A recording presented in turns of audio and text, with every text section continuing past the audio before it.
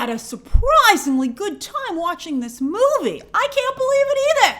My expectations were rock bottom. I anticipated this movie as being unwatchable, but instead, it's light and breezy with lots of big kaiju fights. And to my surprise, every single ridiculous element in the trailer actually made sense when it happened in the movie. I couldn't believe it. From Godzilla turning pink to that glove to them charging together. I mean, when you see it in the trailer, you're like, are you kidding me? But in the movie, you're like, yeah, let's do this. It was great. I mean, and let's not get ahead of ourselves, but I had a really good time. And something that contributed to that was the experience of going to see the movie. In fact, whenever I look back at Godzilla x Kong, it's about the movie's about love, and that's the experience I had when I went to see it. So the press screening, because they didn't want to give up any IMAX showings at AMC Lincoln Square, that's where they usually have press screenings as well. They had it at the Kips Bay IMAX, and I haven't been to the Kips Bay in a very long time. So I went over there, and I can't believe how nicely they remodeled that IMAX theater. I mean, it's not really an IMAX. It's like a hybrid between an IMAX and a Dolby, but I didn't care. Great seats, like soft leather plush seats. They don't recline, but it was fine. Beautiful screen. It was just a very, very nice theater. So that was my first pleasant surprise. I was like, oh, this is nice. Because I had seen this old picture of the Kips Bay IMAX theater, and that's what I thought I was going to have to sit in. And I was like, and then I was like, ooh, plush leather. Don't mind if I do. Then I happened to get to the screening very late. And while there was a section set aside for press, it was at the very top of the theater. And I didn't want to sit all the way back there. I mean, usually in an IMAX, you want to sit far back. But as I said, this was more like an IMAX Dolby, so you wanted to be, I think, closer. In fact, luckily, in the first raised row, this is how different this theater is. The first raised row was a great seat. There was one seat open right in the center of the row. I couldn't believe my luck. In more ways than one, because not only was it a great seat, but it happened to be smack in the middle of a few groups of absolutely wonderful Godzilla fans. I mean, wow. Some of them, I'm very humbled to say, knew about my videos here on YouTube, so that started up a conversation, and we talked before and after the movie. And I must say, they really reminded me of how great fandom can be. No toxicity, just pure love and excitement for the brand. I think they were particularly, as I said, Godzilla fans. And they shared Godzilla knowledge with me, not only before the movie, well, they shared their enthusiasm mostly before the movie. Warner Brothers, before I had gotten there, had given out some merch, and they had really made out. They got great merch. They got t-shirts, they got hats, they got bracelets. So they were very happy. And then after the movie, I asked them what they thought of it. They all had a good time. And they pointed out some Easter eggs that only like diehard fans. I'm like the most casual of Godzilla. I mean, I've seen all the recent movies of Godzilla and Kong, but I haven't seen the older films. But there were nice Easter eggs, it turned out. We'll talk about them a little bit in the spoiler review that, that these fans really enjoyed from the older films. And so I thought that was great. Just the whole experience was so great. Not only were the groups that I was talking to nice, but also there was a Godzilla fan in front of me. And I noticed him when I was looking for a seat because he had brought a Subway sandwich. And he had not even snuck it in. Before the lights were down, he would unwrap this thing. He was ready to go. And then he ended up being right in front of me I was the first raised row and he was right in front of me. So they have a lot of great surprises in this movie. And during one of them, I would say the biggest and best surprise, even I knew it was a good surprise. He lifted his arms in joy like this, and silently. He just went like this. And he was, it was a stacked row, so it didn't obstruct my view. And even if it had, I wouldn't have cared because he did it with such pure joy that I felt that joy. And it made me have a better time. I'll actually never, that's just burned in my brain, this guy going like this when it happened. And I was just like, you nailed it, Adam Wingard. You did it. I mean, at least for the people who were there for this screening. I thought it was very nice. So yes, there are some great surprises in this film. I'm impressed that Warner Brothers was able to keep a lid on them, although I tweeted last night to avoid spoilers, and some of you told me people were already ruining them. I hope nobody ruins them for you. I want to get back to being able to be surprised in the multiplex. It's a really great experience.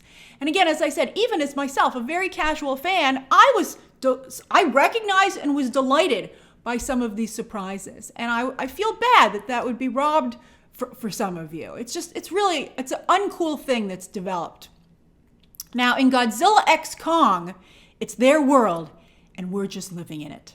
There are large portions of the movie where it's just the kaiju, and I think that's a really great choice.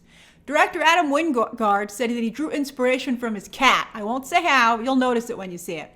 And here, the kaiju really do act overall, though, like pets in real life who are living in a human environment and they have to adapt to, often by their own set of rules and sometimes with complete disregard. I thought that was funny, but also shocking. To see the way that Godzilla in particular lay waste to Europe. He's in Rome in one of his, I think his first sequence, he's in Rome. And I was in Rome a few years ago, and I was at some of the places where Godzilla was. And to just see these buildings that made such an impression on me, architecture that has lasted for centuries, destroyed in seconds. I won't tell you what he destroyed, because again, that's a nice surprise. But I gotta say, I'm surprised what a reaction I had to it. I was just like, it's like they might as well have thrown him through the Mona Lisa. Or thrown someone else through the Mona Lisa. And you're just like, well, I guess it can't be helped. But, that's a real shame. Like, it really made you think about what the world would be like and how everything would change and priorities would change if kaiju were real. You're like, what? And also, like, one thing, he's going through the river, and you're like, can you try and pick your feet up a little, Godzilla? Like, he knocked down every single bridge. And I'm like, when you're in Europe, like, as an American, this doesn't usually make that big of an impression on us. But in Europe, like, everything is so old and so beautifully crafted and has lasted so long and been so well preserved. You're just like, there goes history. Just up and just completely destroyed. Okay. It was crazy. And also, the kaiju have lots of personality here. They don't speak, but they get as close as they can. You can really get a read on them, particularly Kong and the other apes that he encounters because, of course, they're human-like features. But also, kudos to the VFX team, who really do a great job using body language, particularly with the villain. The body language is great. Like, they do a really, really good job with the body language. I was impressed. Like, the VFX are not as sharp and as impressive or as detailed as Godzilla vs. Kong. That is a much better VFX film. Everything here is a little bit more cartoonish. And for some reason, it seemed a little soft on the focus. I was like, were you supposed to play this in 3D or something? Like, it had a little bit soft focus. Because it was interesting, because in Godzilla vs. Kong, everything was ridiculously sharp. But here, it made everything seem, I think it was an effective creative choice because it made everything seem a little more cartoonish, and I'm sure it saved them a couple of bucks. But also, at the same time, everything was more expressive. So I didn't mind the trade-off at all. Wingard also said he wanted to keep things simple with this entry, and he certainly has, and it was certainly a good idea. The story is super light, it moves along at a good pace. Not so fast that you feel rushed, but fast enough that it holds your attention and you don't get bogged down in any story points. You're just moving on to the next one. And nothing is that complicated, as I said. So everything that's happening is easy to understand and make sense. You're not like, I get whatever. You never find yourself glossing over. You're like, oh yeah, I know exactly what you're doing because you just very clearly told me and it wasn't that complex. Also, I think that Wingard, this was interesting. I think he's borrowing a bit from James Gunn and Taika Waititi. He's got Gunn's vintage tunes blasting several times in the film, which I think add a fun factor. I was like, oh, this was a good song choice. I'm having a great time. And Dan Stevens kind of has Star-Lord vibes, like a British Star-Lord. He's not ripping the character off, but I definitely think I wouldn't be surprised if, that was a note for him. And then Taika Waititi regular Rachel House was a great idea to bring on to the cast. She has a small role, but she always makes a strong impression, and I thought she really fit nicely, not only with the cast that they've assembled here, but in kind of shifting it in this lighter, breezier, more fun direction. The movie overall has a Guardians of the Galaxy, Thor Ragnarok vibe, not Thor Love and Thunder, although it's more chill. It's definitely a much more chill movie. It's not as hyper as those films. Those films are very high energy. This film, it's a real kick back and enjoy the movie kind of film. And with a much smaller cast, this time everyone gets space to shine. I think this was a good idea to really pare down the cast, the human cast. And also, we'll talk about it in a minute, it allows for a lot more kaiju. So Rebecca Hall seems much more comfortable in a blockbuster this time. She's getting her footing. She has a fantastic haircut. That's a very nice haircut on her. And she looks super cool in her Monarch suit. I was like, does that have thumb holes? That's all it was missing. It was a very nice suit. Kaylee Hoddle is back, and they came up with some not only really interesting development for her character, but a very nice emotional B storyline as well. But it wasn't so much that it distracted. It just was enough to give you just a little bit of an emotional weight to the film, and that's it. It was good. Brian Tyree Henry, always good, but here his character is given a lot more to do. He's not just the comedic relief, he also contributes a lot to what they're doing. He's an expert, and I just think he was even better than he was in the last film. And Dan Stevens, as I said, ended up being a great addition. He really excelled here in a blockbuster. I think he's ready for this next level. He still seems to not be a huge draw to audiences, but I was impressed. I thought he did a really nice job. I didn't think he would fit, but he was really good. Fellow UK actor Alex Ferns also shows up and makes a very strong impression. I liked him too. But this isn't a movie about humans, as I said. It's a movie about kaiju, and it's jam-packed with them. The fights are very well done with high stakes, cool moments, and funny moments, especially when Kong and Godzilla have their brief rematch, which takes on WWE elements. And that made it very funny. My audience and myself laughed several times during the fight because they were doing human-type moves. Also, I was just waiting for one of them to pick up something like a chair and hit the other one. That was funny. As I said, tons of destruction, the hallmark of any kaiju film. And they hit a lot of great cities, literally, worldwide. So everyone can feel included and also at the same time horrified at the destruction of the city. They didn't have time to clear those buildings. Wow, mass casualties. I definitely met some new kaiju here in this film, new to me, that I really liked, but I won't give them away. We'll talk about them in the spoiler review, but they're very cool. I like them a lot. One of them even I was like, do you have a toy of that? Like a little figurine? I like that. We do know from the trailers, though, that there's an evil Scar King and a baby Kong. And I'm not going to give away, their characters also have lots of surprises in store. But both of these characters are really well done and add a lot to the story. They're very, very well realized. For the villain, his body language in particular, I was really impressed with that. They did a really good job.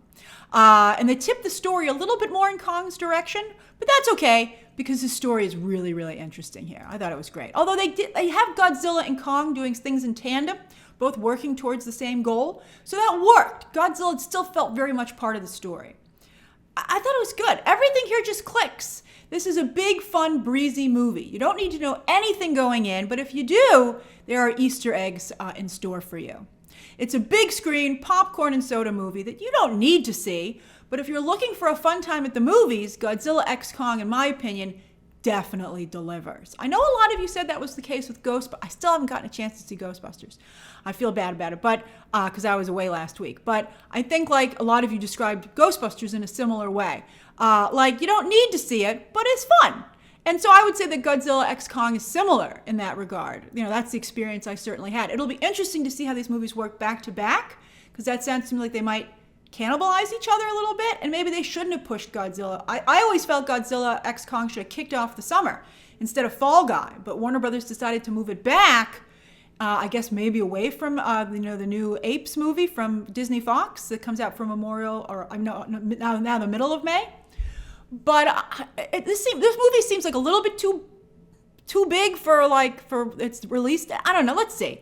I liked it. I wouldn't tell you to go out of your way to see it, but if you want to go to the movies this weekend, I think this is a really good choice.